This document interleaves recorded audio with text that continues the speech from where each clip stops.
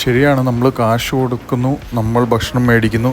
ഇത് ചോദ്യം ചെയ്യാൻ നിങ്ങൾ ആരാണെന്നുള്ള ചോദ്യത്തിന് ഒരു പ്രസക്തിയില്ല.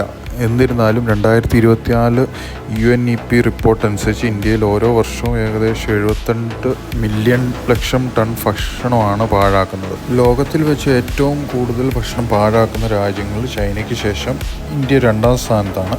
അതിൽ ഓരോ വ്യക്തി ഒരു വർഷം 55 കിലോഗ്രാം ഭക്ഷണം വീട്ടിൽ വെച്ച് പാഴാക്കുന്നു.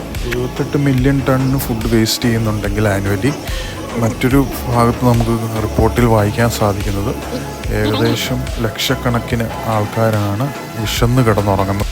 ഇതിൽ നമുക്ക് റെസ്പോൺസിബിളായിട്ട് ചെയ്യാനുള്ള കാര്യം എന്ന് പറഞ്ഞു കഴിഞ്ഞാൽ, പണ്ടത്തെ കാർന്നോമാർ പറയുന്ന പോലെ കണ്ണി കൊള്ളും വയറ്റി കൊള്ളില്ല എന്നുള്ള രീതിയിൽ നമ്മൾ ഭക്ഷണം മേടിക്കാതിരിക്കുക.